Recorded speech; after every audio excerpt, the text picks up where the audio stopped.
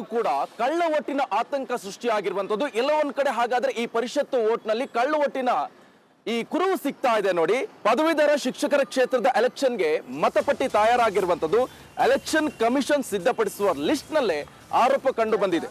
ಇದು ರಿಪಬ್ಲಿಕ್ ಕನ್ನಡದ big exclusive story. ಇದು ಪರಿಷತ್ ಎಲೆಕ್ಷನ್ ನಲ್ಲೂ ಕೂಡ ಕಳ್ಳ ಓಟಿನ ಆತಂಕ. ಇದು ಪರಿಷತ್ ಫೈಟ್ಗಾಗಿ ಸಿದ್ಧವಾಯ್ತಾ ಹಾಗಾದ್ರೆ ಬೋಗಸ್ ಪಟ್ಟಿ ಅನ್ನುವಂತ ಪ್ರಶ್ನೆ. ಈಗ ಪದವೀಧರ ಎಲೆಕ್ಷನ್ ಸಂದರ್ಭದಲ್ಲಿ ಇಂತಹ ಒಂದು ಎಡವಟ್ಟಾಗಿರುವಂತದ್ದು ಎಲೆಕ್ಷನ್ ಕಮಿಷನ್ ಸಿದ್ಧಪಡಿಸಿರುವಂತಹ ಲಿಸ್ಟ್ ನಲ್ಲೇ ಲೋಪ ಆಯ್ತಾ ಹಾಗಾದ್ರೆ?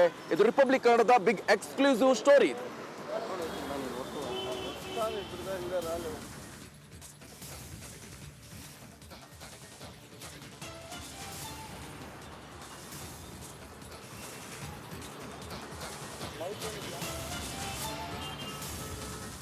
ನಡೆಯಲಿರುತ್ತಕ್ಕಂತಹ ಪರಿಷತ್ ಚುನಾವಣೆಗೆ ಸಂಬಂಧಪಟ್ಟಂತೆ ಮತದಾರರ ಪಟ್ಟಿಯನ್ನು ಚುನಾವಣಾ ಆಯೋಗ ಸಿದ್ಧತೆಯನ್ನು ಪಡಿಸಿದೆ. ಈಗಾಗಲೇ ಅದರ ತಯಾರಿ ಕೂಡ ಬಹುತೇಕ ಪೂರ್ಣಗೊಳಿಸಿದೆ. ಆದರೆ ಚುನಾವಣಾ ಆಯೋಗವೇ ಸಿದ್ಧಪಡಿಸಿರ್ತಕ್ಕಂತಹ ಮತದಾರರ ಪಟ್ಟಿ, ಅದರಲ್ಲೂ ಅಂತಿಮ ಮತದಾರರ ಪಟ್ಟಿಯಲ್ಲೇ ಸಾಕಷ್ಟು ಲೋಪದೋಷಗಳು ಕಂಡುಬಂದಿರತಕ್ಕಂಥದ್ದು.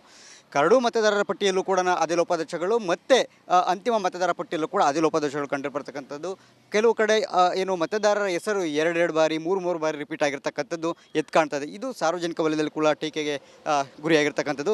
ಈ ಸಂಬಂಧಪಟ್ಟಂತೆ ನಮ್ಮ ಜೊತೆ ಮಾತಾಡೋದಕ್ಕೆ ಬೆಂಗಳೂರು ಪದವೀಧರ ಕ್ಷೇತ್ರದ BJP ಪ್ರಬಲ ಅಭ್ಯರ್ಥಿಗಳಾದಂತಹ ಆನಂದ್ ಅಡಿಗೇನಹಳ್ಳಿ ಅವರು ಇದ್ದಾರೆ. ಬನ್ನಿ ಅವ್ರನ್ನೇ ಕೇಳೋಣ. ಸರ್, ಈ ಮಿಸ್ಟೇಕ್ಸು ನಿಮಗೆ ಏನು ಅನಿಸುತ್ತೆ ಸರ್ ಇದು ನೋಡಿದ್ರೆ?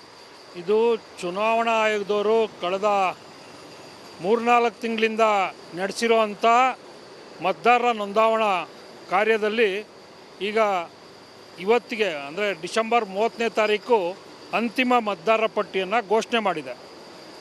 ಕರಡು ಮತದಾರರ ಪಟ್ಟಿಯಲ್ಲೂ ಕೂಡ ಈ ದೋಷಗಳು ರಾರಾಜಿಸ್ತಾ ಇದ್ವು. ಈಗ ಅಂತಿಮ ಪಟ್ಟಿಯಲ್ಲೂ ಕೂಡ ಅದೇ ತಪ್ಪನ್ನು ಪುನರಾವರ್ತನೆ ಆಗಿದೆ. ಚುನಾವಣಾ ಆಯೋಗ ಮತ್ತು ಅಧಿಕಾರಿಗಳು ಇದ್ರ ಬಗ್ಗೆ ಗಮನ ಹರಿಸಬೇಕಾಗಿತ್ತು. ಎಲ್ಲಿ ಲೋಪ ಆಗಿದೆ ಅನ್ನುವಂಥದ್ದು ಚುನಾವಣಾ ಆಯೋಗ ಕೂಡಲೇ ಎಚ್ಚೆತ್ತುಕೊಳ್ಬೇಕು. ಒಂದು ವ್ಯಕ್ತಿ ಇದು 3-4 ಬಾರಿ ಎಂಟ್ರಿ ಆಗಿರುವಂಥದ್ದು. ಇದಕ್ಕೆ ಏಜೆನ್ಸಿ ಈ ಪದವೀಧರ ಹಾಗೆ ಶಿಕ್ಷಣ ಕ್ಷೇತ್ರದಲ್ಲೂ ಕೂಡ ಈ ಎಲೆಕ್ಷನ್ ಸಂದರ್ಭದಲ್ಲಿ ಅಂದ್ರೆ ಪರಿಷತ್ ಎಲೆಕ್ಷನ್ ಅಲ್ಲಿ ಗೋಲ್ಮಾಲ್ ರೆಡಿ ಆಯ್ತಾ ಅಂತ, ಹೀಗಾದ್ರೆ ವ್ಯವಸ್ಥೆ ಎಲ್ಲಿ ಹೋಗುತ್ತಂತ